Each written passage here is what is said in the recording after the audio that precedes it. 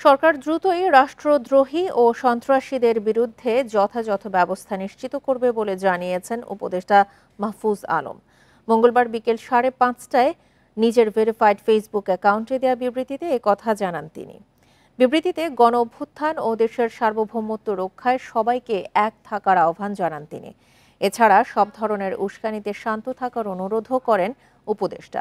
নিরীহ সংখ্যালঘু জনগোষ্ঠীর নিরাপত্তা নিশ্চিতেও সবার সহযোগিতা চান জুলাই আন্দোলনের অন্যতম এই সমন্বয়ক।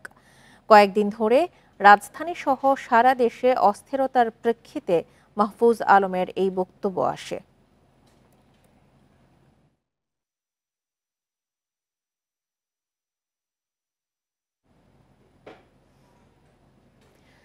চিন্ময় দাসের গ্রেপ্তারকে কেন্দ্র করে দেশে চলমান অস্থিরতা সৃষ্টিতে দেশি বিদেশি শক্তির ইন্ধন থাকতে পারে বলে মন্তব্য করেছেন স্বরাষ্ট্র উপদেষ্টা লেফটেন্যান্ট জেনারেল অবসরপ্রাপ্ত জাহাঙ্গীর আলম চৌধুরী। মঙ্গলবার বিকেলে সিলেট সার্কিট হাউসে প্রশাসনের বিভিন্ন কর্মকর্তাদের সঙ্গে মত বিনিময় সভা শেষে তিনি আরও বলেন, দেশে অস্থিতিশীল পরিস্থিতি তৈরিতে সম্প্রতি নিষিদ্ধ হওয়া দলও জড়িত থাকতে পারে। গণ অভ্যুত্থান পরবর্তী সময়ে দেশের বিভিন্ন থানা ও ফাঁড়ি থেকে লুট হওয়া অস্ত্র ও গোলাবারুদ এখনও উদ্ধার হয়নি জানিয়ে স্বরাষ্ট্র উপদেষ্টা বলেন, এগুলো উদ্ধার করা না গেলে জনগণের নিরাপত্তা হুমকির মধ্যে পড়বে। অস্ত্র উদ্ধারে কাজ চলছে বলেও জানান তিনি। এছাড়া মামলার নামে নিরপরাধ কাউকে যাতে হয়রানি করা না হয় সেজন্য ব্যবস্থা নেওয়া হচ্ছে বলেও উল্লেখ করেন স্বরাষ্ট্র উপদেষ্টা। এটার ক্ষেত্রে আমার মনে হয় কিছু ইন্ধন, বাইরেরও কিছু হয়তো ইন্ধন আছে এবং দেশেও অনেক দুই একটা পার্টি আছে যে তাদের থেকে হয়তো কিছু ইন্ধন আছে। আবার ধরেন যে যাদের আমরা ব্যান করে দিছি তাদের থেকে হয়তো কিছুটা ইন্ধন আছে। চিন্ময় কৃষ্ণ দাসের গ্রেপ্তার নিয়ে দিল্লির বিবৃতি ভিত্তিহীন বলে দাবি করেছে পররাষ্ট্র মন্ত্রণালয়। এমন বিবৃতি সত্যকে বিকৃত করার পাশাপাশি দুই প্রতিবেশী দেশের বন্ধুত্ব ও বোঝাপড়ার পরিপন্থী। এর আগে ভারত সরকারের এক বিবৃতিতে বলা হয়, চিন্ময়কে গ্রেপ্তার এবং জামিন আবেদন নাকচে তারা উদ্বিগ্ন। পররাষ্ট্র মন্ত্রণালয়ের বিবৃতিতে বলা হয়, অভ্যন্তরীণ বিষয়ে ভারতের বিবৃতিতে ধর্মীয় সম্প্রীতি রক্ষায় জনগণ ও সরকারের প্রচেষ্টার প্রতিফলন হয়নি। সরকার ধর্মীয় সংখ্যাগরিষ্ঠ এবং সংখ্যালঘুদের সমান বিবেচনা করে, কিন্তু দিল্লির বিবৃতিতে তা সম্পূর্ণ উপেক্ষা করা হয়েছে। পররাষ্ট্র মন্ত্রণালয়ের বিবৃতিতে আরও বলা হয়, দেশের বিচার বিভাগ সম্পূর্ণ স্বাধীন এবং সরকার বিচার বিভাগের কাজে হস্তক্ষেপ করে না। চিন্ময়কে সুনির্দিষ্ট অভিযোগের ভিত্তিতে গ্রেপ্তার করা হয়েছে।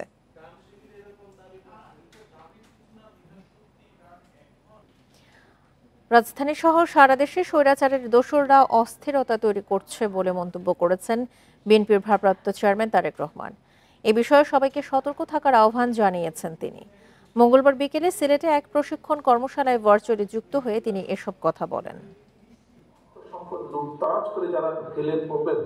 সিলেট শিল্পকলা একাডেমিতে রাষ্ট্র কাঠামো মেরামতের ৩১ দফা ও জনসম্পৃক্ততা বিষয়ে কর্মশালার আয়োজন করে বিএনপির প্রশিক্ষণ বিষয়ক কমিটি। এতে প্রধান অতিথির বক্তৃতায় বিএনপির ভারপ্রাপ্ত চেয়ারম্যান বলেন, স্বৈরাচার পালিয়ে গেলেও তার দোসররা দেশে এখনও ষড়যন্ত্র করছে, তাদের বিষয়ে সজাগ থাকতে হবে। স্বৈরাচার পালিয়ে যাবার পরেও মাথাটা গিয়েছে, লেজ কিন্তু রয়ে গিয়েছে এবং লেজগুলা কিন্তু বদমাশি শুরু করেছে।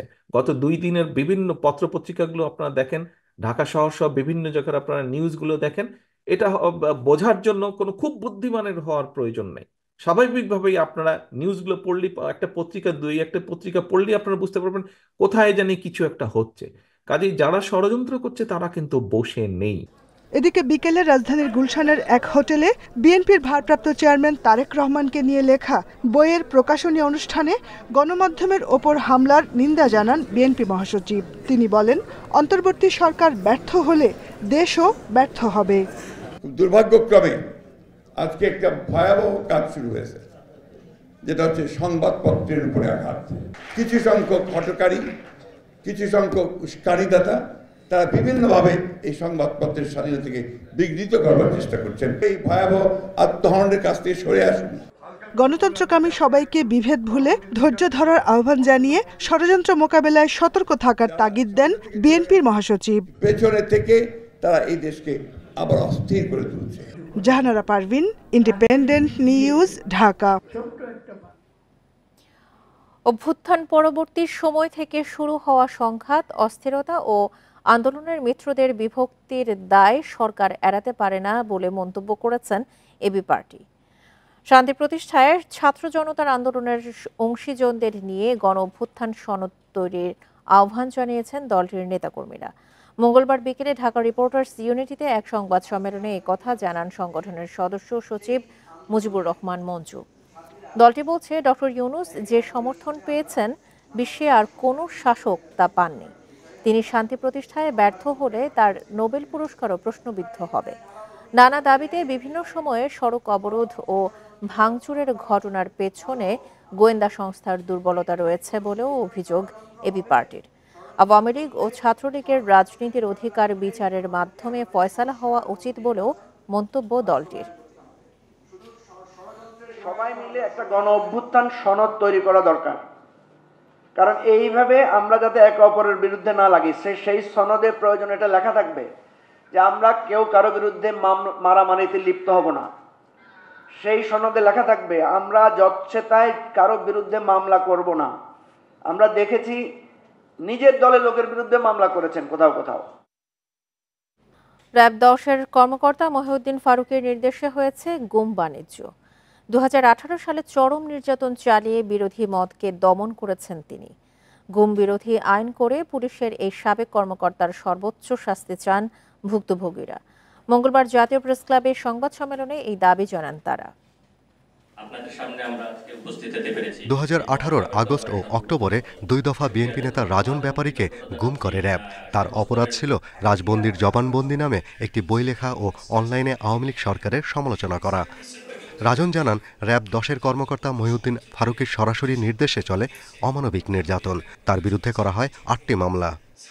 মহাসচিব স্যারের সাথে আমরা এতদিন আমার কি সম্পর্ক, কেন তারেক রহমানের সাথে সম্পর্ক, কেন খালেদা জিয়াকে নিয়ে কথা বলছি, কেন আমরা এই বই লিখছি, এই বই লেখার উদ্দেশ্য কি, মানে মূলত বাক স্বাধীনতাটা, এই বাক স্বাধীনতার জন্য গুম হয়েছি। ছাত্রদলের প্রতিষ্ঠাতা সদস্য ও বিএনপি নেতা হুমায়ুন কবিরকে 144 দিন আটকে রাখে র‍্যাব কর্মকর্তা মহিউদ্দিন ফারুকী। কবিরের বিরুদ্ধেও অভিযোগ ছিল ফেসবুকে হাসিনার সমালোচনা করা। যে তোর গায়ে এসব ঘা হয়েছে কিসের জন্য, ব্যথা কিসের জন্য, বলবে যে তোকে ধরার সময় জাপটাজাপটি হয়েছে, এই জন্য পড়ে গিয়ে ব্যথা পেয়েছ। সামাজিক যোগাযোগ মাধ্যমে আওয়ামী লীগ সরকারের সমালোচনা করায় ব্যবসায়ী ওয়াসিম ইফতেখারুলের বিরুদ্ধেও মামলা হয় 2018-তে। এর পেছনেও ছিল মহিউদ্দিন ফারুকী। এই যে কদিন আমরা ছিলাম হাত পিছনে মাথা খাওয়ার সময় এক হাত খুলে দিত, বাথরুমে গেলে এক হাত খুলে দিত, চোখ খুলে দিত, অর্ধেক খোলা যাবে না, খুলে টেসা করবে। র‍্যাবের এই সাবেক কর্মকর্তার নির্দেশেই গুমের শিকার এমন 10 ব্যক্তির বক্তব্যে উঠে আসে নির্যাতনের ইতিহাস। তাদের দাবি, গুম কমিশন গঠন হলেও এর শাস্তির বিধান এখনো হয়নি। এখন পর্যন্ত গুমের শাস্তি কি হবে আমরা এটা জানি না। আমরা এই আইনের সুস্পষ্ট বিধান চাই। গুমের অবশ্যই সর্বোচ্চ শাস্তি ফাঁসি হতে হবে। র‍্যাব কর্মকর্তা মহিউদ্দিন ফারুকী এখন কারাগারে। তাই দ্রুত আইন করে তাকে সর্বোচ্চ শাস্তি দেওয়ার দাবি গুমের শিকার ভুক্তভোগীদের। Shahriar Anirban, Independent News, Dhaka. পরপর দুইবারের বেশি প্রধানমন্ত্রী নয়, সংসদে উচ্চকক্ষ এবং উপপ্রধানমন্ত্রী পদ সৃষ্টির চেয়ে সংবিধান সংশোধনের প্রস্তাব দিয়েছে বিএনপি। এছাড়া তত্ত্বাবধায়ক সরকার ব্যবস্থা অন্তর্ভুক্ত করারও প্রস্তাবনা ছিল দলটির। মঙ্গলবার সকালে জাতীয় সংসদ ভবনে সংবিধান সংস্কার কমিশনের প্রধান আলী রিয়াজের কাছে লিখিত প্রস্তাবটি জমা দেন বিএনপি নেতা সালাউদ্দিন আহমেদের নেতৃত্বে 2 সদস্যের প্রতিনিধি দল। সংবিধান সংস্কার নিয়ে দলের প্রস্তাব জমা দিতে বুধবার সকাল 11টায় জাতীয় সংসদ ভবনে আসেন বিএনপির স্থায়ী কমিটির সদস্য সালাউদ্দিন আহমেদের নেতৃত্বে 2 সদস্যের প্রতিনিধি দল। সংবিধান সংস্কার কমিশনের প্রধান আলী রিয়াজের কাছে দলের লিখিত প্রস্তাব জমা দেন সালাউদ্দিন আহমেদ। তিনি জানান, সংবিধান পুনর্লিখন নয়, সংশোধনের প্রস্তাবনা দিয়েছে তার দল। পঞ্চদশ সংশোধনী বাতিল ও তত্ত্বাবধায়ক সরকার ব্যবস্থা ফিরিয়ে আনা, উপরাষ্ট্রপতি পদ সৃষ্টি, বিচার বিভাগ ও নির্বাহী বিভাগের পৃথকীকরণ সহ অনেকগুলো বিধানের প্রস্তাব রাখা হয়েছে। সংবিধান সংশোধনের প্রস্তাব করেছি আমরা ব্যাপক ভিত্তিক, যাতে এটা গণতান্ত্রিক সংবিধান সংশোধন হয় এবং জনগণের আকাঙ্ক্ষা পূরণ হয়। সংবিধান সংস্কার কমিশন তাদের রিকমেন্ডেশনসগুলো সরকারের কাছে প্রদান করবেন এবং অন্তর্বর্তীকালীন সরকারের মাননীয় প্রধান উপদেষ্টা বলেছেন যে তারপরে উনি সবার সাথে আলোচনা করবেন। এদিকে সংবিধান সংস্কার কমিশন জানিয়েছে এ পর্যন্ত তাদের ওয়েবসাইটে ৪৭,০০০ মানুষ বিভিন্ন প্রস্তাব ও মতামত দিয়েছেন। বিএনপির পক্ষ থেকে তাদের প্রস্তাবগুলো আমাদের দেয়া হয়েছে। এটা লিখিত প্রস্তাব, নিশ্চয়ই আপনারা অনুমান করতে পারছেন আমরা এখন পর্যন্ত সেটা পড়িনি, ফলে তাদের প্রস্তাবগুলির বিষয়ে তো মন্তব্য করা সম্ভব নয় আমার পক্ষে যতক্ষণ আমরা পড়ছি। এছাড়া ২৮টি সংগঠন, ২৩ জন সুশীল সমাজের প্রতিনিধি, ৫ জন সংবিধান বিশেষজ্ঞ, ১০ জন তরুণ চিন্তাবিদের সাথে মতবিনিময় করেছে কমিশন। সংবিধান সংস্কার কমিশনের প্রধান জানিয়েছেন সবার মতামত যাচাই বাছাই ও বিশ্লেষণ করছে কমিশন। Jahanara Parvin, Independent News, Dhaka. আওয়ামী লীগ সরকারের আমলাতন্ত্র পাল্টাতে আবার তাদেরই অনুগতদের প্রশাসনে বসানো হচ্ছে, এই অভিযোগ নির্বাচন ব্যবস্থা সংস্কার কমিশনের সদস্য তোফায়েল আহমেদের। সঠিকভাবে রাষ্ট্র চালাতে নতুনদের ওপর কড়া নজরের পরামর্শ তার। মঙ্গলবার সকালে এক মত বিনিময় সভায় এসব কথা বলেন তিনি। আর একই কমিশনের প্রধান বদিউল আলম মজুমদার বলেন, তারা এমনভাবে কাজ করতে চান যেন শিক্ষার্থীদের প্রত্যাশা পূরণ হয়। রাজধানীর আফতাবনগরে ইস্ট ওয়েস্ট ইউনিভার্সিটিতে নির্বাচন ব্যবস্থা সংস্কার কমিশন আয়োজিত নির্বাচন ব্যবস্থা সংস্কার বিষয়ে শিক্ষার্থীদের সঙ্গে মতবিনিময় সভার আয়োজন। বিভিন্ন বিশ্ববিদ্যালয় থেকে আমন্ত্রিত বৈষম্য বিরোধী শিক্ষার্থী প্রতিনিধিরা নির্বাচন ও সংস্কার বিষয়ে নিজেদের ভাবনা তুলে ধরে। দলগুলোতে গণতন্ত্র চর্চা শুরু করে এ সময় টেকসই সংস্কার বিষয়েও জোর দেয় শিক্ষার্থীরা। কোনো শক্তি যাতে আমাদের তরুণদের বিচ্ছিন্ন করতে না পারে। সংস্কার না করে যদি আপনারা নির্বাচনের দিকে আগাইতে চান, সেই ক্ষেত্রে আপনাদের পরামর্শ দিব যে আপনাদের নির্বাচন কমিশন আমরা কিন্তু ভেঙে দিব।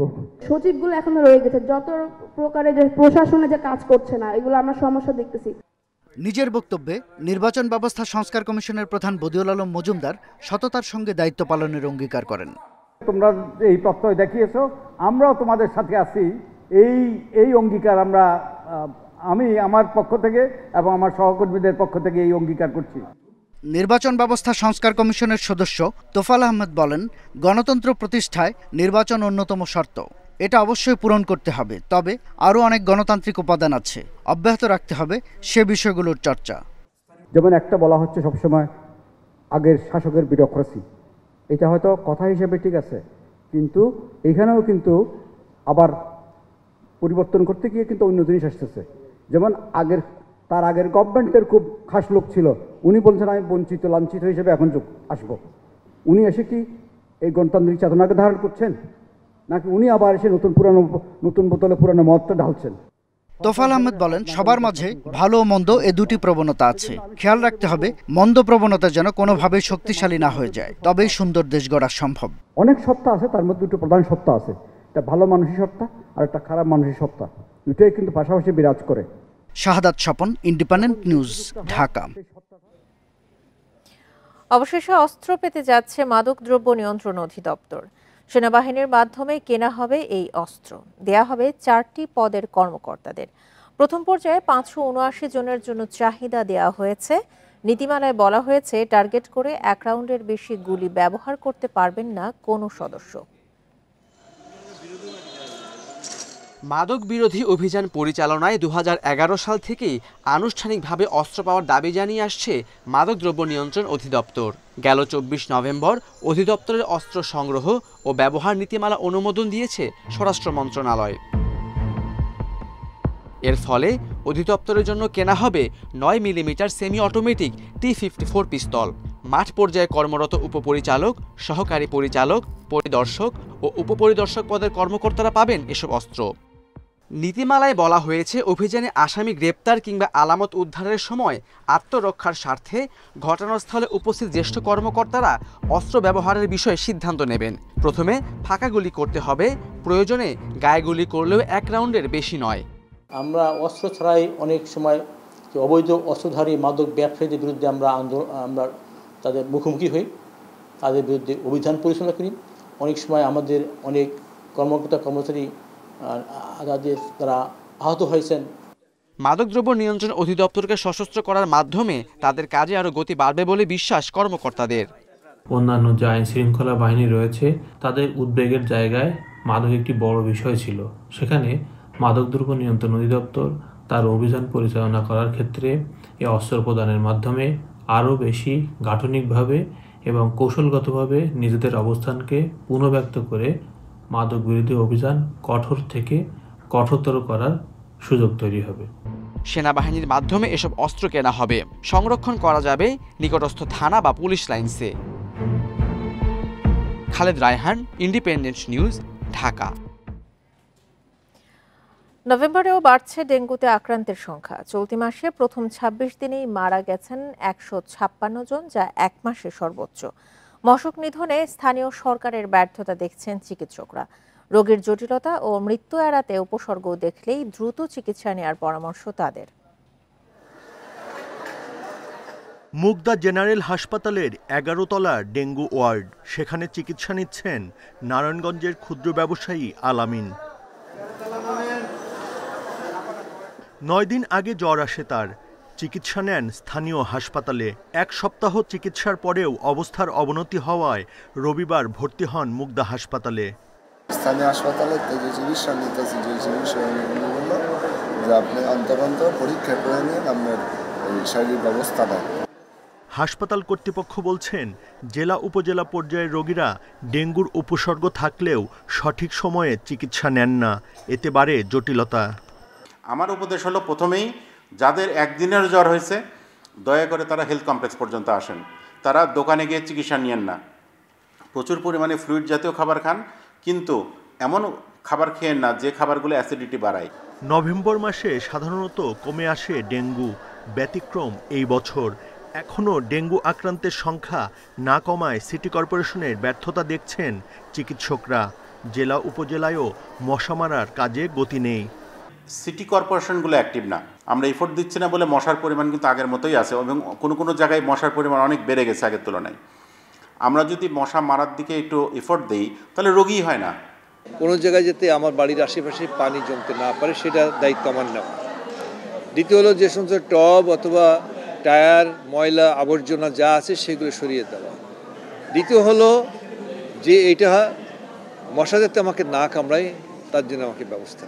চলতি বছরের জানুয়ারি থেকে এখন পর্যন্ত ডেঙ্গুতে মারা গেছেন ৪৭১ জন, আর ১ থেকে ২৬ নভেম্বর পর্যন্ত মারা যায় ১৫৬ জন, যা এক মাসে সর্বোচ্চ। Buddhadeb Kundu, independent News, Dhaka. বাংলাদেশে যে পরিমাণ বৈদেশিক সহায়তা পেত তার ৫ গুণ অর্থ প্রতি বছর পাচার হতো বাংলাদেশ থেকে। আওয়ামী লীগ সরকারের ছত্রছায়ায় রাজনীতিবিদ, আমলা ও ব্যবসায়ীদের যোগসাজশে পাচারকৃত ১৭ লাখ কোটি টাকা ফিরিয়ে আনা সরকারের জন্য এখন বড় চ্যালেঞ্জ। তবে সময় সাপেক্ষ হলেও দ্বিপাক্ষিক চুক্তির মাধ্যমে তা ফিরিয়ে আনা সম্ভব বলছেন বিশ্লেষকরা। কর্তৃত্ববাদী আওয়ামী লীগ সরকার আমলে রাজনৈতিক ক্ষমতাশালী আমলা ও ব্যবসায়ীদের জোটবদ্ধ আতাতে অস্বাভাবিক রূপ নেয় অর্থপাচার পরিস্থিতি। ওয়াশিংটন ভিত্তিক গবেষণা সংস্থা জিএফআই এর রিপোর্ট অনুযায়ী গত ১৫ বছরের বেশি সময়ে প্রায় ১৫০ বিলিয়ন মার্কিন ডলার বা প্রায় ১৭ লাখ কোটি টাকা অর্থ পাচার হয়, যা বাংলাদেশের পাওয়া আন্তর্জাতিক সহায়তার ৫ গুণ। টিআইবি বলছে, অর্থ পাচারের ৭০% কারণই ব্যাংক লুট ও বাণিজ্যে চালান জালিয়াতি, আর ব্যাংকিং খাত থেকে পাচার হয় ১৭ বিলিয়ন মার্কিন ডলার। বাংলাদেশ ব্যাংক, ডিএফআইইউ, রাজস্ব বোর্ড ও কাস্টমসের মতো সংশ্লিষ্ট সংস্থা সঠিক ভূমিকা পালন করেনি অভিযোগ বিশ্লেষকদের। যে সমস্ত প্রতিষ্ঠানগুলো, যেমন বাংলাদেশ ব্যাংক নিজেই কিন্তু বা বিএফআইইউ নিজেই কিন্তু ব্যাংক খাতের লুণ্ঠনের জন্য এবং লুণ্ঠনের সাথে জড়িত অর্থ পাচারের জন্য দায়ী, সেটা এখন প্রমাণিত হয়েছে। আমরা আগে থেকে সবসময় বলে এসেছি। রিয়েল এস্টেটে বিনিয়োগ করা হয়েছে, কোম্পানির পর কোম্পানি প্রতিষ্ঠা করে একটার মালিকানা আরেকটার মালিকানা আরেকটার করে আলটিমেট বেনিফিশিয়ারি যে, তার সাথে এই পেপার ট্রেলটাকে এস্টাবলিশ করতে হবে। অর্থ ফেরানো সম্ভব হলেও তা বেশ সময় সাপেক্ষ। জরুরি দু দেশের মধ্যে দ্বিপাক্ষিক চুক্তি। বিচারে গতি আনতে গঠন করা যেতে পারে প্রসিকিউশন। লিকুইডভাবে রাখা হচ্ছে না, এটাকে বিভিন্ন জায়গায় তখন ইনভেস্ট করা হচ্ছে। সো ওই ওগুলোকে তখন প্রমাণ যদি করা যায় ওই কোর্টে, তাহলে তারা ওইটাকে সিজ করবে, সিজ করে ওইটাকে লিকুইডেট করার ব্যবস্থা করবে। দুর্নীতি দমন কমিশন, পুলিশের সিআইডি, জাতীয় রাজস্ব বোর্ড, বিএফআইইউ, এই ধরনের সংস্থাগুলো এবং অ্যাটর্নি জেনারেল অফিস, এই প্রতিষ্ঠানগুলো যদি তাদের যথাযথ ভূমিকাটা আইনানুগভাবে পালন করে এবং আইনগত প্রক্রিয়া অনুসরণ করে সেটা প্রতিষ্ঠিত করতে হবে। এমন দুর্নীতির সঙ্গে জড়িতদের অনেকেই দেশে আছেন। নিয়ন্ত্রণ সংস্থাগুলো সতর্ক না হলে এমন অপরাধ থামানো কঠিন বলছেন বিশ্লেষকরা। ইকরামুল কবির, ইন্ডিপেন্ডেন্ট নিউজ, ঢাকা। তারল্য সংকটে থাকা ব্যাংকগুলোকে সহায়তা দিতে বিকল্প উদ্যোগ নিচ্ছে বাংলাদেশ ব্যাংক। এজন্য 3 বছর পর আবারও চালু হলো বাংলাদেশ ব্যাংক বিল। এর মাধ্যমে বাজার থেকে অতিরিক্ত তারল্য উঠিয়ে নিতে চায় কেন্দ্রীয় ব্যাংক, যা দেয়া হবে দুর্বল ব্যাংকগুলোকে। এটি সফল হলে মূল্যস্ফীতি নিয়ন্ত্রণ এবং ব্যাংকগুলোর তারল্য সংকটের সমাধান সহজ হবে বলে মনে করেন বিশ্লেষকরা। বিগত 1.5 দশকে অনিয়ম, দুর্নীতি ও লুটপাটের কারণে দুর্বল হয়ে পড়েছে ডজনখানিক ব্যাংক। এসব ব্যাংকে তারল্য সহায়তা দেয়া হলেও চাহিদা মতো অর্থ তুলতে পারছে না গ্রাহকরা। প্রতি মাসে আমার 60,000 টাকা করে দিতে হয়, কিন্তু ঘেরা দেয় 5,000, 4,000 করি, তাইলে আমি কেমনে ছেলের টাকা দিব? টাকা তো আমার এখানে প্রায় 10-12 লাখ টাকা পড়ে রয়েছে। এখন আমরা সাধারণ গ্রাহক তাদের জন্য কষ্ট বোধ করছি। আমাদের সন্তান সন্ততিদের স্কুলের বেতন দিতে পারছি না। দুর্বল ব্যাংকগুলোর নির্বাহীরা বলছেন তারল্য সংকট কাটাতে খেলাপি ঋণ আদায় সহ বিভিন্ন উদ্যোগ নেওয়া হয়েছে, তবে সবল ব্যাংক থেকে সহায়তা পর্যাপ্ত নয় বলে দাবি তাদের। রেমিটেন্সগুলো যাতে যথাযথভাবে পেমেন্ট করতে পারি, এটা একটা আমাদের অব্যাহত প্রচেষ্টা। তাহলে আমাদের ছোট ছোট কাস্টমাররা, বিশেষ করে গ্রামে গঞ্জে, তারা টাকাটা উঠাতে পারলে তারাও স্বস্তি পাবে। এমন পরিস্থিতিতে কেন্দ্রীয় ব্যাংক বাংলাদেশ বিল নামে বন্ড ছেড়েছে, যার মাধ্যমে বাংলাদেশ ব্যাংক গ্যারান্টি চুক্তি দিয়ে নয় বরং নিজেই বাজার থেকে অতিরিক্ত তারল্য তুলে নেবে। আমরা চাচ্ছি যে মার্কেটে তারল্য প্রবাহ আরও কিভাবে টাইটেনিং করা যায়।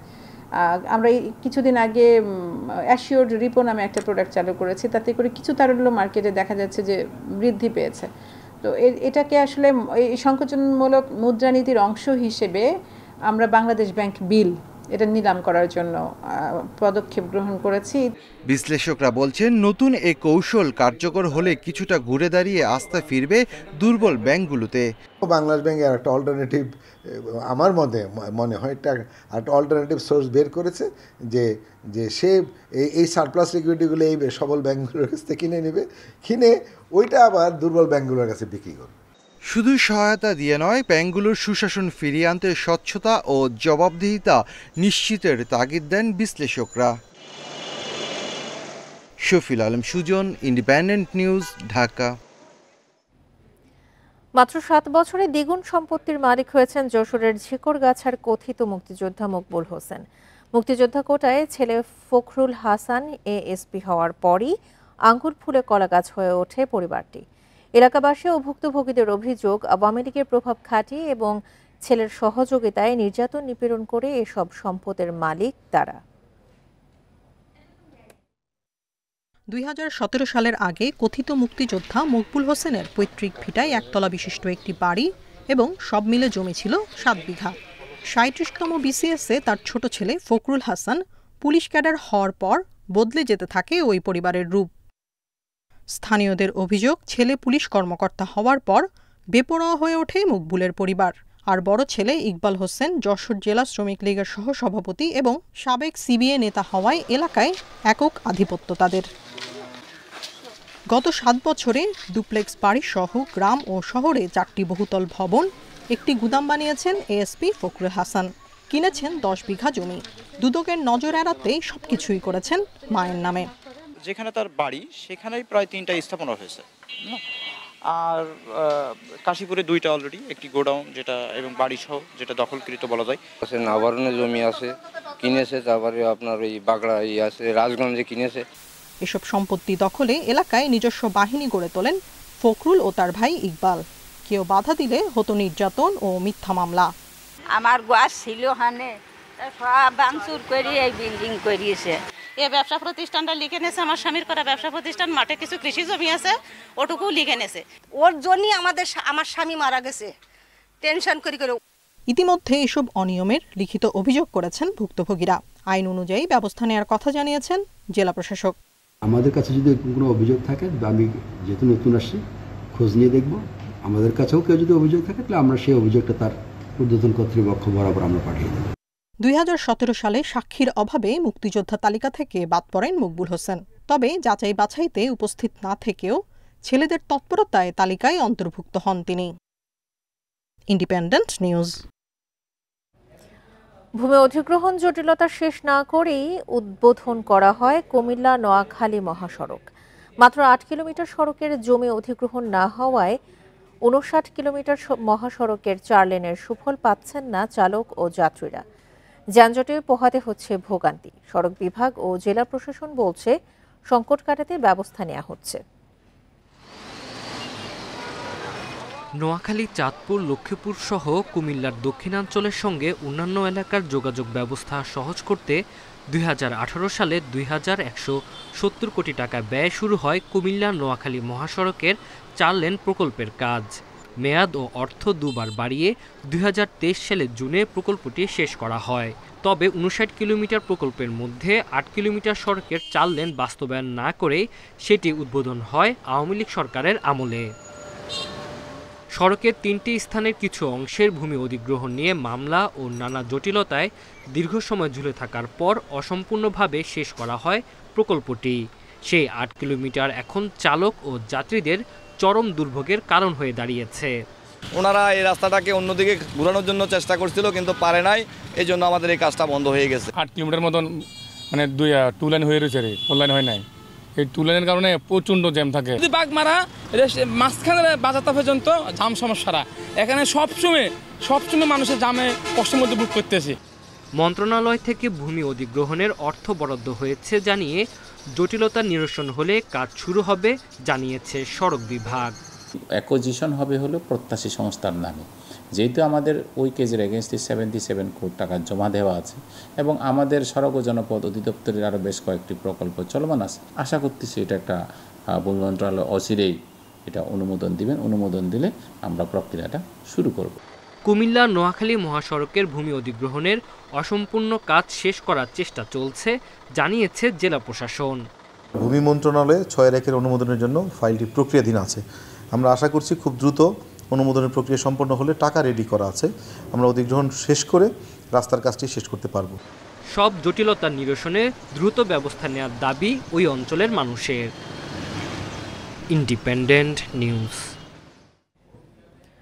নদী ভাঙনে স্কুল ভবন বিলীন হওয়ায় খোলা আকাশের নিচে পাঠদান করা হচ্ছে শরীয়তপুরের জাজিরার একটি প্রাথমিক বিদ্যালয়ে। ভবন না থাকায় কমেছে শিক্ষার্থীর উপস্থিতি। এই অবস্থায় শিক্ষার্থীদের পড়াশোনা নিয়ে চিন্তায় শিক্ষক, অভিভাবকরা। পূর্ব নাওডোবা ইউনিয়নের আহমেদ মাছিকান্দি এলাকায় ছিল পাইনপাড়া সরকারি প্রাথমিক বিদ্যালয়। ভাঙনের মুখে গত 5 অক্টোবর নদী গর্ভে বিলীন হয়ে যায় স্কুল ভবনটি। এরপর 20 অক্টোবর খোলা আকাশের নিচে চালু হয় পাঠদান। আমাদের রোজে পড়তে অনেক কষ্ট হয়, আমরা চাই আমাদের স্কুলটা যাতে তাড়াতাড়ি উঠিয়ে দেওয়া হয়। আমাদের স্কুল ঘর নাই, আমরা খোলা আকাশের নিচে পড়াশোনা করি। স্কুল ভবন না থাকায় শিক্ষার্থীদের রোদে পুড়ে বৃষ্টিতে ভিজে ক্লাস করতে হচ্ছে। এতে উদ্বিগ্ন শিক্ষক, অভিভাবকরা। স্কুলটা একে 2-3 ভাঙলো, এখন সরে মনে করেন পোলাহানের লেখাপড়া অনেক কষ্ট হয়। ছাত্রছাত্রীদের নিয়ে অত্যন্ত কষ্ট করে খোলা আকাশের নিচে ছাত্রছাত্রীদের শ্রেণীর কার্যক্রম পরিচালনা করছি। ক্লাসরুম না থাকায় স্কুলের শিক্ষার্থী উপস্থিতি কমে গেছে। স্কুল ভবনটি দ্রুত নির্মাণ করে দেওয়ার দাবি প্রধান শিক্ষকের। ছাত্র সংখ্যা অনেক কমে গিয়েছে, আশা করি যদি স্কুলটি আবার তুলে দেওয়া হয় সরকারের পক্ষ থেকে, তাহলে আমরা দ্রুতই শিক্ষা কার্যক্রম শুরু করে আমরা স্বাভাবিক অবস্থায় পাঠদান করাতে পারবো। শিক্ষা কর্মকর্তা জানিয়েছেন স্কুল ভবনের জন্য বরাদ্দ চেয়ে আবেদন পাঠানো হয়েছে। বরাদ্দ আসে তাহলে সেখানে আমাদের টিন শেড ঘর নির্মাণ করা হবে এবং সেখানে শ্রেণী পাঠদান কার্যক্রম চলবে। আর তাৎক্ষণিকভাবে আমরা উপজেলা শিক্ষা অফিসারকে বলে দিয়েছি যদি স্থানীয়ভাবে কোনো ব্যবস্থা করা যায়, কোনো ঘরের ব্যবস্থা করা যায়, সেখানে তারা পাঠদানের ব্যবস্থা করবে। শরীয়তপুর জেলায় গত 7 বছরে নদী ভাঙনে বিলীন হয়েছে 13টি প্রাথমিক বিদ্যালয়। Independent news. আবহাওয়া পরিবর্তনের সাথেই বরিশালে বাড়ছে ঠান্ডাজনিত রোগে আক্রান্ত শিশুর সংখ্যা। হাসপাতালে ভর্তি বেশিরভাগই জ্বর, কাশি ও নিউমোনিয়ায় আক্রান্ত। স্বাভাবিক সময়ের তুলনায় যা দ্বিগুণেরও বেশি। শীতের প্রকোপ বাড়লে রোগীর সংখ্যা বাড়বে বলে শঙ্কা চিকিৎসকদের। রোগীর চাপ সামলাতে প্রস্তুতি নিয়েছে হাসপাতাল কর্তৃপক্ষ। বরিশাল শেরেবাংলা মেডিকেল কলেজের বহির্বিভাগের দৃশ্য এটি। শীত বাড়ার সাথে সাথেই আশপাশের বিভিন্ন জেলা থেকে ভিড় করছেন রোগীরা। প্রতিদিন গড়ে ভর্তি হচ্ছে ৬০ জন রোগী, যাদের বেশিরভাগই শিশু। হাসপাতালে শিশু ওয়ার্ডে ৪৮ শয্যার বিপরীতে ভর্তি প্রায় ৩০০ শিশু, যাদের মধ্যে নিউমোনিয়া, জ্বর ও শ্বাসকষ্টজনিত রোগীর সংখ্যাই বেশি। খাওয়াইছি, জ্বর কমে নাই, তারপরে শেরেবাংলায় আনছি, আনার পরে নিউমোনিয়া ধরা পড়ছে। বাবুর আগে ঠান্ডা ছিল, ঠান্ডা হওয়ার পরে নিউমোনিয়া ধরা পড়ছে। ডাক্তার দেখানোর পরে তারপর থেকে গ্যাস দেওয়ার পর থেকে বুকের মাঝখান দিয়ে ঠালা পড়ে গেছে। শীতের প্রকোপ বাড়লে রোগীর চাপ আরও বাড়ার শঙ্কা হাসপাতাল কর্তৃপক্ষের। ঠান্ডাজনিত রোগ বা অন্যান্য সব রোগী আসে, তবে আমরা প্রস্তুত আছি। আমরা তো গত প্রায় ৫৫ বছরের চিকিৎসা দিয়ে যাচ্ছি। এবছরও আমাদের এরকম কোনো যদি রোগী আসে বা বেশি প্রকোপ হয়, আমরা আমাদের চিকিৎসা দেবো, সমস্যা হবে না ইনশাল্লাহ। বাড়তি রোগীর চাপ সামলাতে হিমশিম চিকিৎসকরা। শিশুদের সুরক্ষায় সচেতনতা বৃদ্ধি ও দ্রুত চিকিৎসকের পরামর্শ নিলে সংক্রমণ কমবে বলে ধারণা তাদের। মায়ের অসচেতনতা বা দেখা যাচ্ছে যে অনেকগুলো যে ঠান্ডাজনিত কারণ, যেমন বাইরে কেনা দুধ যদি খাওয়ায় বা কাউস মিল্ক যেটা বলি, এসবের জন্য অ্যালার্জি বেশি থাকে। এই নানান দিকের কারণে দেখা যাচ্ছে যে এখনকার সিজনে অন্যান্য রোগীর তুলনায় এই ঠান্ডাজনিত এবং নিউমোনিয়া জনিত রোগীগুলো একটু আমাদের এখানে বেশি আসতেছে। রোগীর চাপ সামলাতে হাসপাতালের বহির্বিভাগে দায়িত্ব পালন করছেন ৫ জন শিশু বিশেষজ্ঞ চিকিৎসক। আল আমিন, ইন্ডিপেন্ডেন্ট নিউজ, বরিশাল।